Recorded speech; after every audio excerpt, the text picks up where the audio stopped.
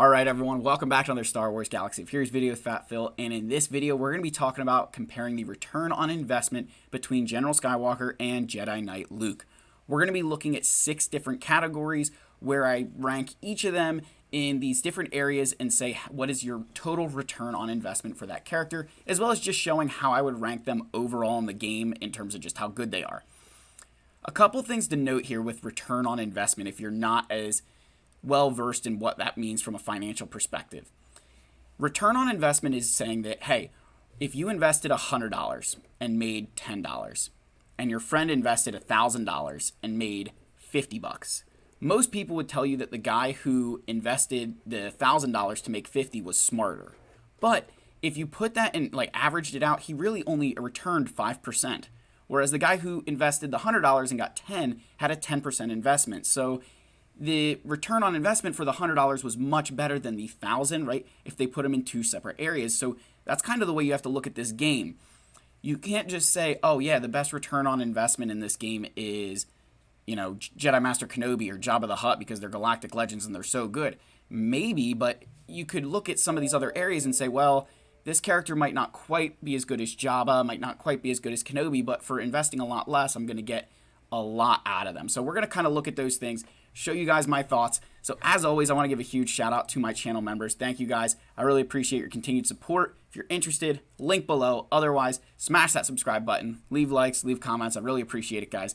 Let's get in here and compare 2 of everybody's favorite Skywalkers, and we've got to talk about the family lineage of General Skywalker and Jedi Knight Luke. So to continue this kind of tradition, I don't know tradition, but continue me trying to be creative, I created some more FIFA cards. The first video did not get a lot of hits, but we're going to try it again here because I just thought it was a really cool idea. Kind of had fun doing it. So let's pop this open here.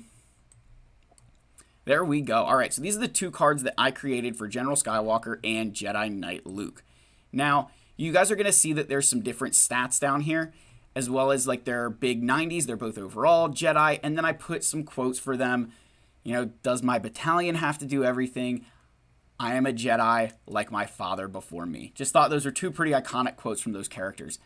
But anyway, let's kind of get into the different categories here. So in terms of PvE, right, that's pretty self-explanatory. I find that Jedi Knight Luke has a bit better performance there than General Skywalker, particularly because General Skywalker's leadership is only for clones, whereas Jedi Knight Luke can lead Jedi or he can go inside of a squad with Jedi. And while you can also make that argument for General Skywalker being in a squad of Jedi is not nearly as important as the difference that Jedi Knight Luke makes to that same squad of Jedi. So in terms of PvE, I gave the nod to Jedi Knight Luke.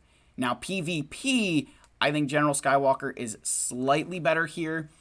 The reason I say this is because a lot of times Jedi Knight Luke is with a galactic legend like Jedi Master Luke, or we're using him with the Revans or like some other really strong characters a lot of the time.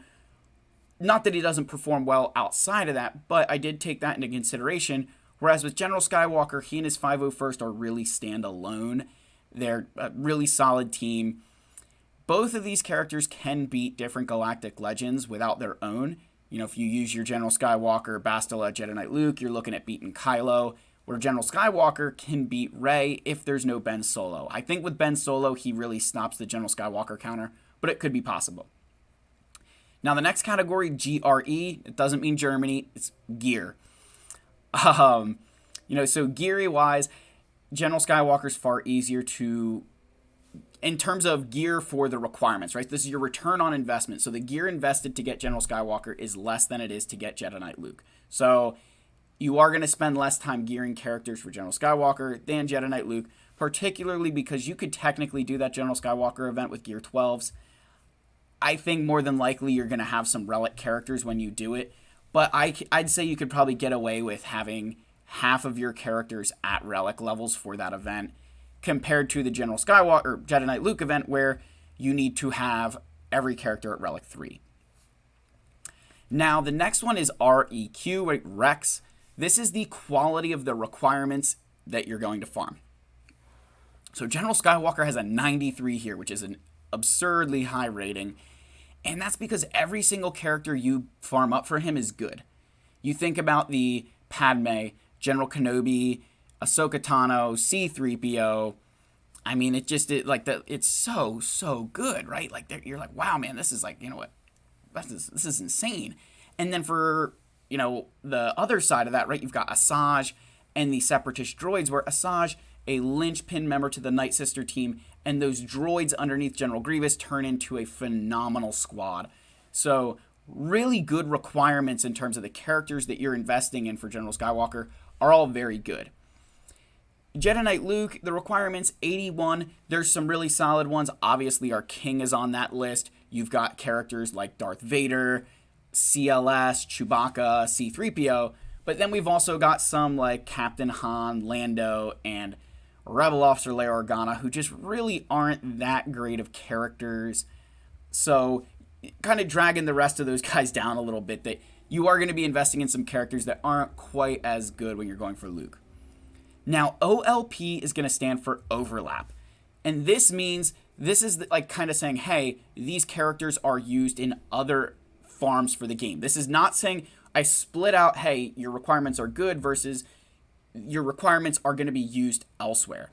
So with Jedi Knight Luke, he's got a 93 here because every single character you farm up for Jedi Knight Luke is required for another galactic legend except for our king Wampa, who is just a requirement for Luke. And I mean, that's why he's at 93 there. It's every single character is required for something except for him. And even Wampa is boosting up your rec quality there. So that's really nice. For General Skywalker, drop into a 55 here. So, you've got a couple characters in there that are required for different farms, right? Between your, Padme, GK, C-3PO, and Shaak Ti.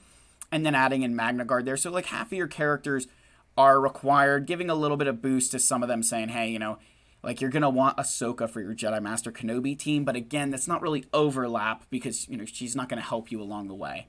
So kind of rating that down a little bit for General Skywalker. Just really, as good as those characters are, they're not going to get you to that next place. Whereas with Jedi Knight Luke, you're going to be actively gearing characters that you'll want for Jedi Master Luke or Jabba, and even new Galactic Legends Leia Organa.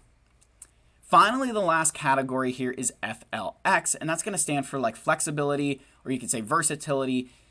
How, when you look at this character, how many different ways can you use them? And with General Skywalker, I gave a much lower rating here, and I was trying to be realistic that most of the time you're going to be using General Skywalker with the 501st, right? Like that's it. You're using him with 501st, and you're going to move on with your life. There's not a lot of ways that you're going to be splitting this character off for some reason. It just doesn't happen. There's niche situations, but a lot of the times he's leading his clones, leading his battalion.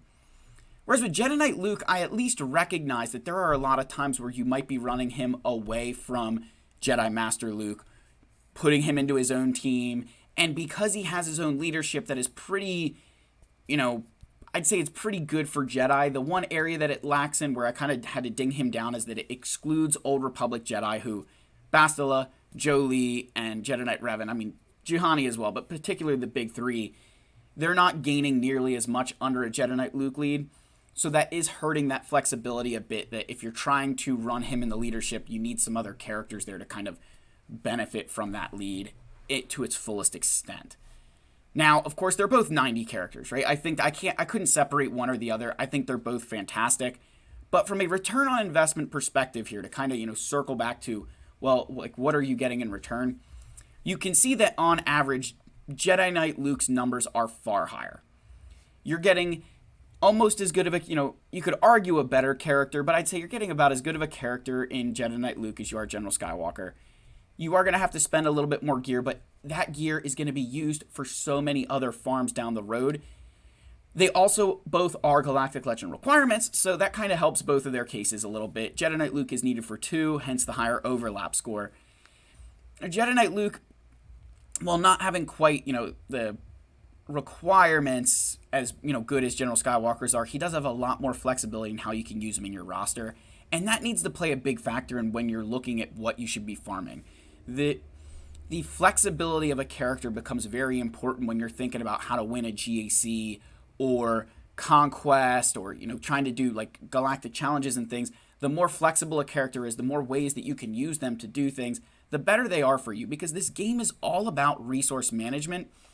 And when we say resource management, I think a lot of times one of the areas we get so confused on is that with characters like these two, there's also the resources, with General Skywalker, like the one thing that's kind of not quite put here, because this is just, hey, you need to farm them. And what's dragging the flexibility down, you need the 5-0 first. You got to go farm those guys. Whereas Jedi Knight Luke, you just need some Jedi. And you can kind of pick which ones you want. Obviously, to run the top tier, you need some good ones. But so this is the return on investment for these two guys, these two cards. You let me know if these should definitely look better than the last ones I did. But hopefully this is a nice way to see it, a good visual perspective of just me kind of putting some blind scores here. I'm going to try to not just be ridiculous and give everybody 90s and, like high 80s. These are two really solid characters that I started with. But you can see that even in some of that overlap area, that I'm going to be rating these characters lower. And I can tell you I will be doing this for Galactic Legends, that their scores for gears are going to plummet because they're expensive. So if I just go back to the game a little bit, I kind of want to wrap it up like this. That I want to do this video because I think that I want to do this video series, kind of look at these return on investments, because I feel like there's a lot that can be farmed in this game right now. And you want to be investing in things. This is something I always preach to you guys. You want to be investing in things that are going to help you check multiple boxes. And Jedi Knight Luke is doing that right now, not only with Jabba and Jedi Master Luke, but his requirements then being needed for GL Leia.